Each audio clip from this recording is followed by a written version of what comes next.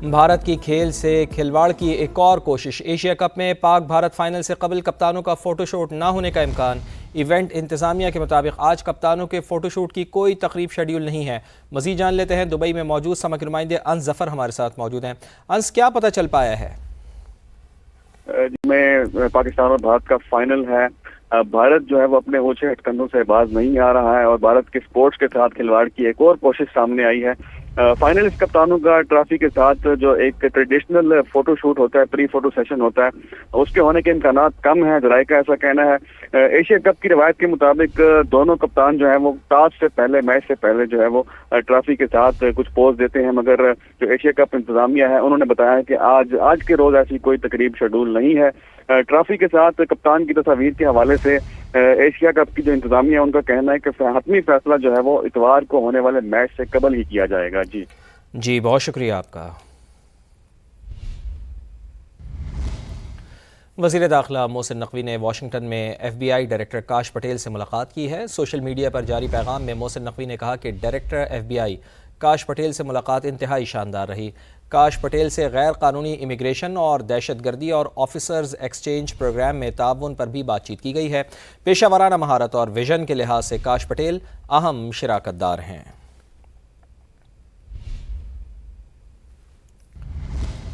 Governor Sindh Kamran Tessori نے کہا ہے کہ دورہ امریکہ میں وزیر اعظم اور فیلڈ مارشل کے ساتھ ہونے کے ثمرات جلد سامنے آئیں گے۔ فیلڈ مارشل چاہتے ہیں کہ معاشی بحران پر قابو پا کر ملک کو ترقی کی راہ پر گامزن کیا جائے۔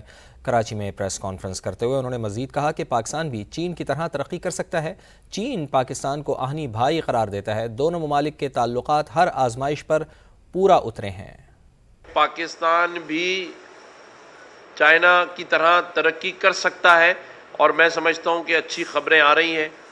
وزیر اعظم پاکستان کا اس وقت یہ جو دورہ امریکہ ہے اس میں فیلڈ مارشل صاحب کا ساتھ موجود ہونا اور پریزیڈنٹ ٹرمپ کا ان کو عظیم لیڈر قرار دینا، پاکستان کی تعریف کرنا، یہ جو ہم باتیں کرتے تھے کہ انشاءاللہ اچھا ٹائم آئے گا، میں سمجھتا ہوں کہ وہ اچھے ثمرات اب آنا شروع ہو گئے ہیں۔ ہمارے ملک کے فیلڈ مارشل جنرل حافظ عاصم منیر صاحب آج امریکہ کیوں گئے ہوئے؟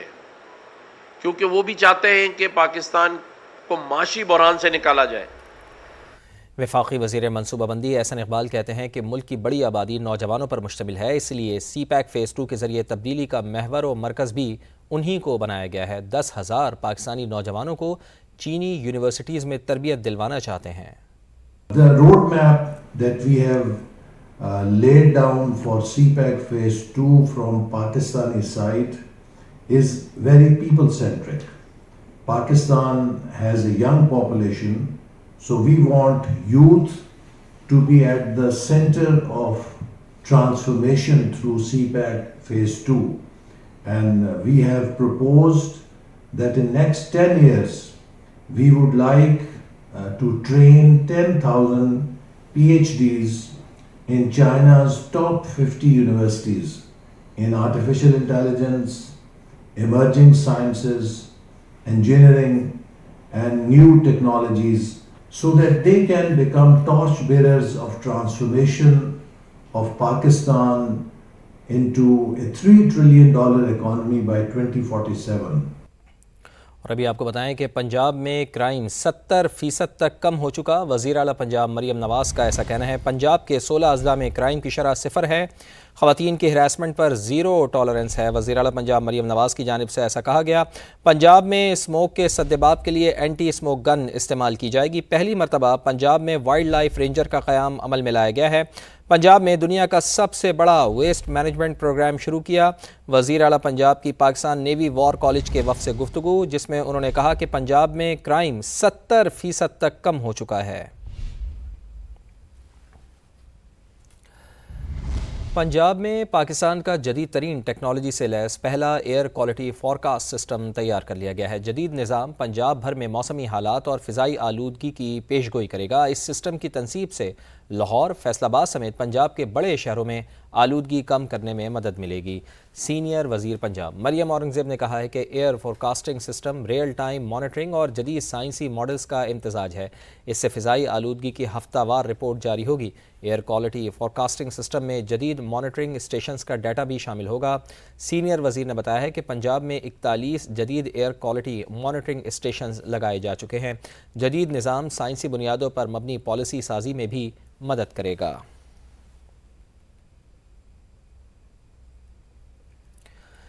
سندھ ہائی کورٹ میں انٹرسٹی بس اڈوں کے قیام سے متعلق کیس کی سماعت۔ عدالت کراچی شہر میں غیر قانونی بس اڈوں کے قیام اور بسوں کے داخلے پر برہم۔ ڈپٹی کمشنر سینٹرل اور ایس پی سینٹرل سے تفصیلات طلب کر لی ہیں۔ تفصیل جانیں گے، بیورو چیف کراچی اسلم خان ہمارے ساتھ موجود ہیں۔ جی اسلم صاحب بتائیے کیا تفصیلات ہیں آپ کے پاس؟ سندھ ہائی کورٹ شہر میں غیر قانونی بس اڈوں اور بسوں کے داخلے پر برہمی کا اظہار کیا ہے۔ جسٹس عدنان اقبال نے کہا کہ کہا جا رہا ہے کہ بس اڈے ختم ہو گئے لیکن بسیں اب بھی داخل ہو رہی ہیں۔ عدالت نے ڈپٹی کمشنر سینٹرل اور ایس پی سینٹرل سے تفصیلات طلب کر لی۔ درخواست گزار نے کہا تھا کہ سپریم کورٹ نے شہر بھر سے بس اڈوں کے خاتمے کا حکم دیا تھا۔ 3 بس اڈے ختم کر دیے ہیں لیکن الکرم اسکوائر کا اڈا اب بھی چل رہا ہے۔ درخواست گزار نے بس اڈے کی تازہ تصاویر بھی عدالت میں پیش کی۔ عدالت نے استفسار کیا کہ مسئلہ کیا ہے، کارروائی کیوں نہیں ہو رہی۔ ایس پی سینٹرل نے بتایا کہ بس اڈے سوراب گوٹ سے آگے شفٹ کیے ہیں۔ خلاف ورزی کرنے والی بسوں کے 500 سے زائد چالان کاٹے جا رہے ہیں۔ عدالت نے کہا ہے کہ سندھ ہائی کورٹ 28 اکتوبر کو رپورٹ طلب کرتے ہوئے کہا۔ ٹھیک ہے، بہت شکریہ آپ کا اسلم خان۔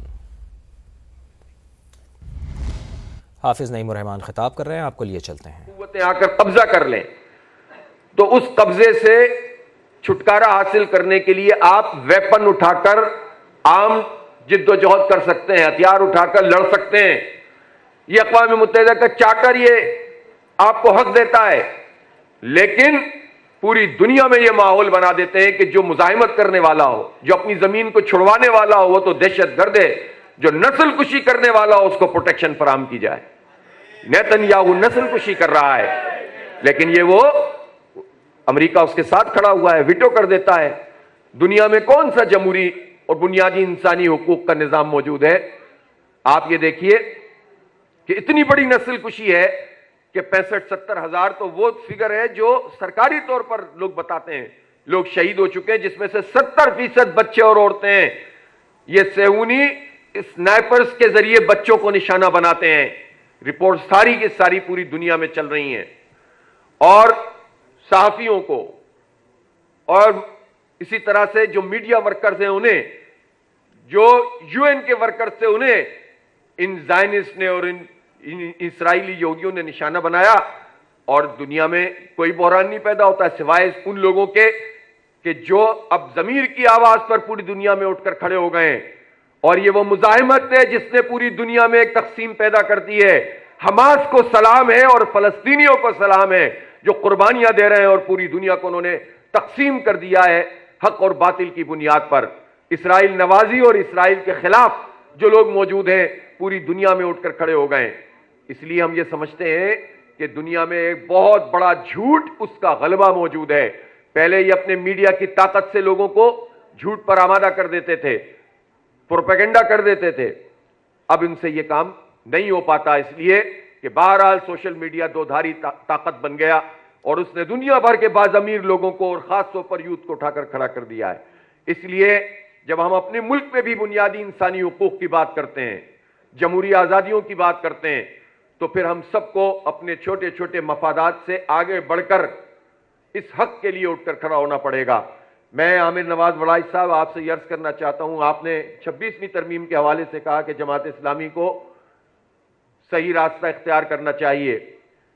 آپ کو پتہ ہونا چاہیے کہ 26ویں آئینی ترمیم پہ صرف جماعت اسلامی تھی جس نے یہ بات کہی کہ ہم اس کو کلیتاً مسترد کرتے ہیں، ہم اس میں کسی ترمیم کو نہیں مانتے، اس کے کسی ڈرافٹ کو نہیں مانتے۔ جب مولانا فضل الرحمان صاحب کے پاس پی ٹی آئی والے جا کر کچھ امینڈمنٹ کر کے ترمیم پاس کروانے کے چکر میں تھے، اور جب حکمران طبقہ بھی بار بار جا رہا تھا، مولانا کو انہوں نے ایک مرکزی حیثیت دے دی تھی دونوں نے، تاکہ جوڑ توڑ کر کے کوئی راستہ نکال لیا جائے، تو اس وقت بھی جماعت اسلامی کا واضح موقف تھا کہ کوئی ترمیم قابل قبول نہیں ہے اور اس کو ہم ٹوٹلی مسترد کرتے ہیں۔ ہم بالکل صحیح جگہ کھڑے ہوئے ہیں، لیکن جن کو سب سے بڑا دعوے دار ہونا چاہیے وہ کمپرومائز لوگ ہیں اور ہر پارٹی میں انفلٹریشن ہوئی ہے. ہر پارٹی، جس طرح آپ کے وکلا آپ نے بتایا تھا نا کہ اگر آپ